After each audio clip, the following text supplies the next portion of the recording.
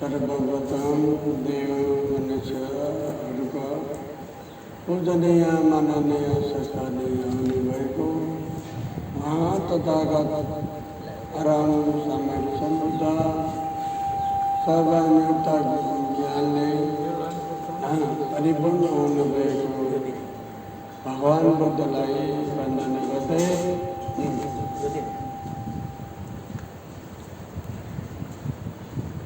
आज यहाँ उपस्थित पाठकवाचिकाहरू साथै आउँछवर्गहरू शरणज्यूहरू अनागारिकाज्यूहरू वाचकवाचिकाहरू भोजन दान गर्ने दानी दादाहरू सबैलाई मेरो तर्फबाट दिनानुदिनको मङ्गलमयको कामना टक्राउन चाहन्छु। साधु साधु साधु। आंतो जटा भै जटा जटाया जटिता बजा तांग तांग गौतमा बुझामि किं जटाय जटिता बजा आंतो जटा भै जटा जटाया जटिता बजा तांग तांग गौतमा बुझामि किं जटाय जटिता बजा। भगवान बुद्धले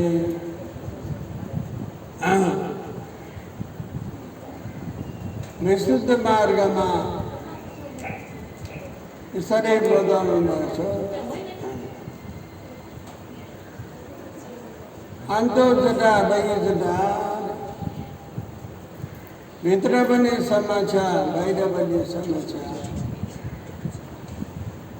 भित्र पनि जटै जटा बाहिर पनि जटै जटा। त्यो जटै जटा भएकोलाई एक बाहिर भएको समस्या और भित्र भएको समस्या, यो समस्याको कसरी समाधान गर्ने हो भनेर एक देवताले भगवान बुद्धलाई यसरी प्रश्न गरे। भगवान भन्नुहुन्छ भित्र बाहिरको समस्यालाई समाधान गर्नु शीलले, भित्रको समाधान गर्नु भावना। यस भएर हामीहरू दान शील भावना यही भावना को सन्दर्भमा लिएर आज तपाईहरुलाई अन्तो जटा बाहिर जटा सटाया जटिता बजा, भित्र पनि समस्या बाहिर पनि समस्याको विषयमा एउटा जातक कथा भन्न गइरहेको छु।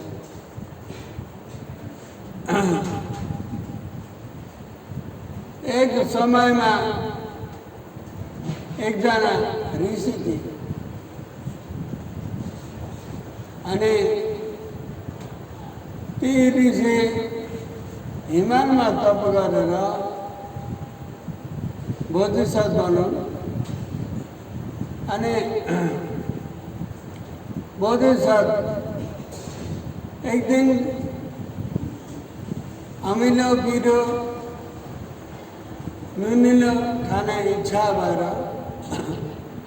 आकाश मार्गबाट उडेर स्वर्णनगरमा आउनु। त्यो स्वर्णनगरमा भिक्षा पात्र गर्दाखेरि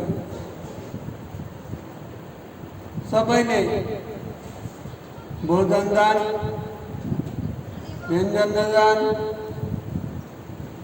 त्यो दान गरेर पात्र भौरे दान दिए। अनि त्यो दान एक ठाउँ उद्यानमा गएर बसेर ग्रहण गर्छ। ग्रहण गर्दाखेरि त्यहाँ मानिसहरू थुप्रैजना ऋषिलाई हेर्न भनेर आए। आउँदा उहाँले धर्म देशना गर्यो। धर्म देशना गर्दा गर्दै एकजना उपासकलाई त्यो धर्ममा अति श्रद्धा भाव भएर उनी पनि ऋषि वेश धारण गर्ने इच्छा प्रकट गर्छ। यहाँबाट ती ऋषि फर्केर जाने बेलामा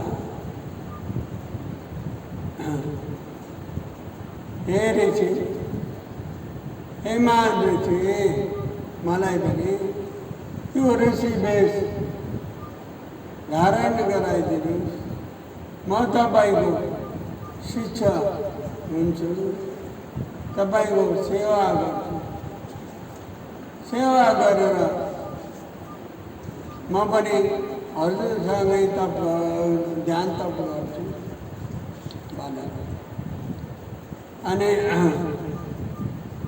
ध्यान तपका कुराहरू सिकाइदिनु। अनि सँगै ऋषिले लिएर हिमालतर्फ लाग्नु। तर हिमाल नपुग्दै हिमालको फेदमा पुग्दा यिनी भर्खर ऋषि वेश गर्यो। यो हिमालमा एकदम जाडो भएको हुनाले यिनले खप्न सक्दैन भन्ने विचारले, रे शिष्य, तिमी यो हिमालको फेदमा एउटा सानो कुटी बनाएर यहीँले ध्यान तप गर्दै बस। पछि धेरै रिद्धि प्राप्त भएछ भने, शक्ति प्राप्त भएछ भने अनि बल्ल हिमालमा बस्न सक्छौ, नभए हिमालमा बस्न सक्दैनौ भनेर त्यहाँनिर सानो कुटी बनाए गुरु चेलाले। अनि त्यो कुटीमा बसेर भिक्षाटन गर्ने र भिक्षा लिएर आउनु। भिक्षा गर्नको लागि गाउँमा गएर उहाँले देखाइदिनु बाटो। यसरी भिक्षा गर, यसरी भिक्षा प्राप्त भएको भोजनले ल्याएर ग्रहण गर। अनि त्यो भोजन खाइसकेपछि ध्यानमा अगाडि बढ्नुपर्छ। त्यहाँबाट गुरुको आज्ञा होस् भनेर गुरुको आज्ञा मान्ने भयो। त्यहाँबाट गाउँ बस्दैमा गएर भिक्षा गर्नु। एक दिन भिक्षा गर्न जाँदाखेरि भित्रको भोटो एकदम पसिनाले भिज्यो। त्यहाँबाट भित्रको भोटो खोलेर एकातिर खायो। त्यहाँबाट आफू भोजन खाएर अनि हाम्रा श्रवणहरू जस्तो थियो होला नि, अछिटाएर जताततै चेयर खोटा बाल्यो। त्यहाँबाट यो बस्यो, मेरो होइन, मेरो होइन, बरु नाङ्गाइँदै मेरो होइन। अरे यसो हेरेर कहाँ छन् गुरुजीले सत्त बाउको पारेर धेरै त्यसै कारण ती शिष्यहरूले त्यस्तै फटिक्का काम गर्ने भनेको त होइन अल्छी साधु ऋषि भगवान साधु भगवान जोगी भगवान जोगीले बुद्धि गरे मान्छेहरू जोगी हुन्छ नि जोगी भएको होइन जोगीले बुद्धि गरे त्यहाँबाट भातै बचेन अब चिवरेका दिन भातै सुत्दै भात खाएर म त भनौँ शुद्ध त बेलुका 4 बजीसम्म उठ्दैन सुतेर त्यही केही गर्दा मुसा आएछ कोठीमा यसो गन्धाले त्यो भित्रको गोठोमा बसेर मुसाले टोकिदियो धुलो भयो भरे बल्ल फेरि भिक्षाटन चाहन्छु भनेर त दुधै दुधो सबै अन्त त्यहाँबाट चिएर भेटेर त्यो टोकेको धुलो ध्वजा बोकेर लो बाछ मेरो त घोटो सबै मुसाले खायो दान गर्नु भनेर त्यहाँबाट मान्छे फेरि दान गर्यो त्यहाँबाट दान गरेर सिलाएर लिएर आएर नयाँ लगाएर भोलिपल्ट पनि त्यहाँ बसेर नै बिचेर खोलेर भातै पाल्यो अर्को दिन भने मुसाले फेरि दुलो बनायो त्यो दुलो बनाएपछि फेरि दुलो मुसाले खायो 1-2 पल्ट दान दिए एउटा युवतीले यसो टिभी रूप पनि राम्रो तर बेहोरा भने नराम्रो हाम्रा सरमण्डलले कति राम्रो बेहोरा भन्ने पटकै छ त्यहाँबाट त रूप राम्रो हुँदाखेरि ती युवतीले मन पारेछ त्यो ऋषि त्यहाँबाट त घरिघरि लुगा कपडा माग्दामा त दिक्क भयो होइन ऋषि साधु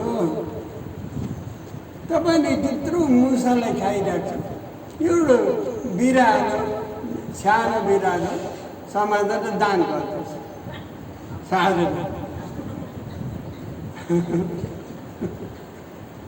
भोजन लिएर बिरालो सानो बच्चा लिएर आएछ त्यहाँबाट टोकेमा बिरालो सानो छोड्यो अब त्यो सानो बच्चा बिरालो ग्याउ ग्याउ ग्याउ ग्याउ गरायो परे सुत्नै दिएन बेसरै सुत्ने ऋषि त्यहाँबाट बिरालो राति कराउँछ दिउँसै कराउँछ दिक्क भएर निन्द्रा पुगेन त्यहाँबाट त भोलिपल्ट त्यहाँबाट बिचरा होइन उपासिका रातभरि बिरालो गराएर सुत्न दिएन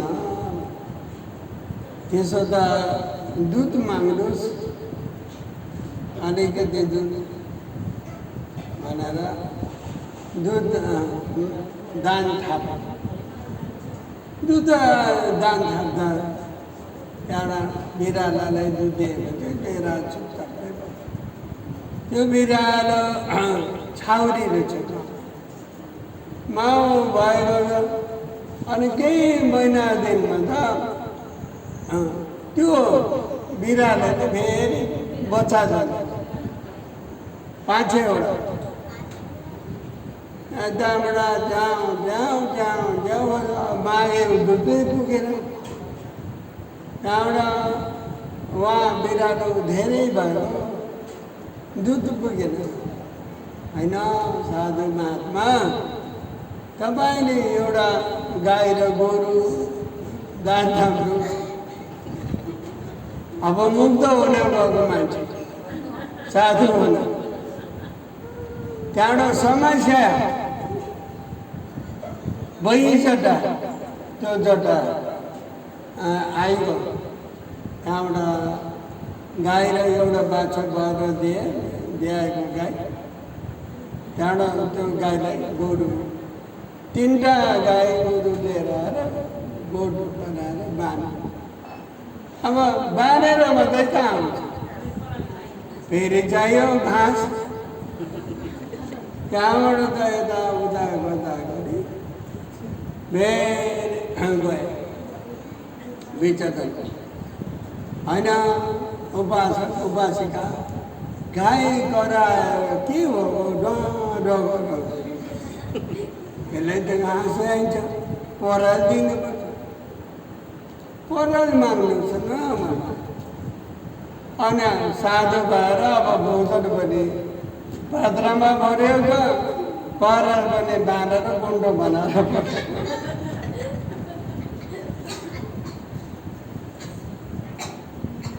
त्यहाँबाट त एकाले परालको गुन्डो बोक्यो एकापट्टि भोजन लिएर आएर त्यो यति पराल ल्याएर कहाँ हुन्छ जोडा गाई त्यहाँबाट त्यो पराल खाएपछि चाहिँ गाई त फेरि भोकले गयो अनि यति परालले भन्यो भनेर त्यो उपासिकाले भन्यो तपाईँले अब एउटा खेत गर्नुहोस् भन्यो कसरी खेत हो यहाँ उपासकहरूलाई भन्यो एउटा खेत बनाउनुहोस् बनाइदियो अन्त सबै गाउँले लागेर एउटा खेत बनाइदियो त्यहाँ सबै पहिला छोटो धान रोप्दै अनि रोपेपछि फेरि काट्न पर्यो त्यो धान काटेर पराल खेताउनु गाए अब ध्यान गरेर गएको मान्छे गाई बालेर भयो त्यहाँबाट गाईलाई घाँस परालै ल्याउने उता बिरालो च्याउच्याउ गर्छ यता गाई डोडा गर्छ साधु त रात शुद्ध पायो कुन त अल्छी साधु त्यहाँबाट धान पाक्यो अब यो धान के धान काट्न बोलाउनुहोस् एक दिन त सबैजना आएर काट्दिन्छु त्यहाँबाट काटेर थुपा अब यो धान झान कसरी झाँदन कहाँ छ भने त्यहाँबाट सबै आएर धान पनि झाँड्दै त्यहाँबाट त्यो धान उरिम लगाएर अब यो धान उरिम कहाँ राख्यो फेरि एउटा कुटी बनाएर राम्रो बनाएर राख्नुपर्छ पकाएर नभए बिक्री गर्नु माथमा बिक्री गर्नु तपाईँ साधु भन्छ कहाँ गएर कुट्नुहुन्छ अब ढिकी कुट्नलाई साधु र बोलाउने ढिकी भएर त्यहाँबाट त धान बिक्री गरेर पैसा अब यो पैसा गर्ने यो पैसा राख्ने मै राखिदिन्छु कि भनेछन् उपासी पैसा पनि मै राख्छु अनि साधुलाई नै मैले राखिदिन्छु भनेर साधुलाई पनि तर्काउँछु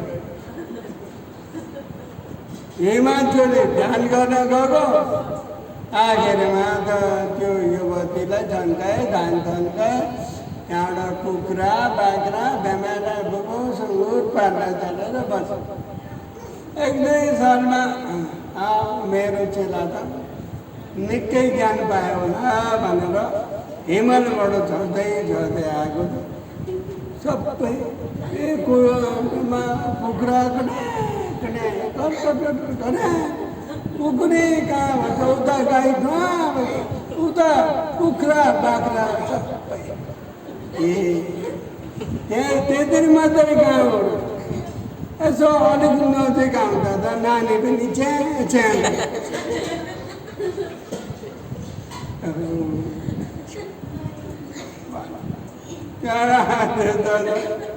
नानी बहिनी जाँदा एउटा यसो फोटो हेरेर परबाट गुरु जाँदै गरेर खाटमाडौँ लुकेछ। अब सराम हुन्छ त्यहाँबाट लुकेर बस्छ। यहाँ यसो आएर पछि कहाँ यहाँनिर एकजना साधु सन्त मैले राखेर गएँ थिएँ, मेरो चेला। उहाँ कहाँ गए हजुर भन्दै, उहाँ त मेरो श्रीमान हुनुहुन्छ भनिदियो भने कता गएछ? उहाँ तपाईँ आएको देखेर टाढा मुनि लुकिएछन् नि भनेर एकछिन बोलाउनुहोस् भनेर बोलाएर यहाँबाट सरमले आस्ते आस्ते आएर प्रणाम गरे। जे भयो तिम्रो घर गृहस्थी गरेछौ भाइको, अब त पुरा पुग्यो होला नि यो। त्यहाँबाट अब मसँग जान्छु जाने त मन थियो, तर घरले बाँधेर राखेछ भने, घरले बाँधेको भने श्रीमतीले बाँधेको नि, यसरी घरले बाँधेको होइन। घरले कहाँ बाँध्छ? हिँड्नुहोस् होइन, घरले बाँध्छ।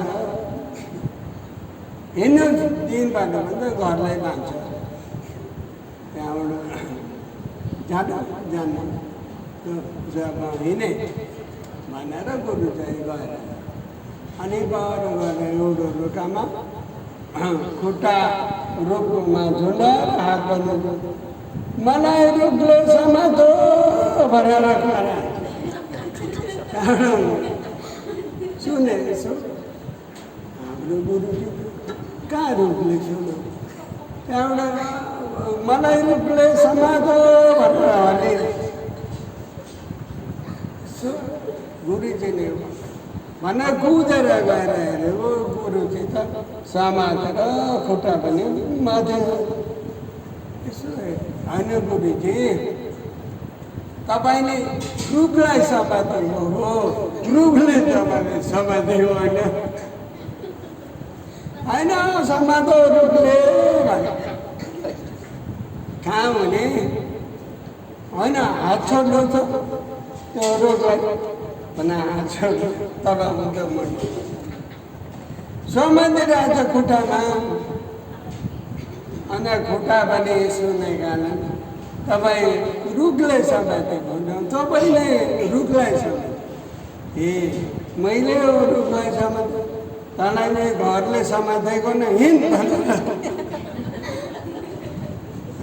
भन्न घरले समाते तँलाई भने तँले तैँले घरलाई समातेको हिँड, अब घर छैन भनेर लगेर आफ्नो चेला भनेर अनि हिमालमा लगेर ध्यान पुगेर आयो। यस्तै गरेर समस्या अन्तर्जटा बहिर्जटा, बाहिर पनि समस्या समस्या, भित्र पनि ऋषि बनेर मुक्त हुनको लागि ऋषि भएको आखिरमा त त्यो बाहिरको झमेलाहरू पर उठाउने, गोबर चोर्ने, गाईले घाँस काट्ने भयो समस्या छ।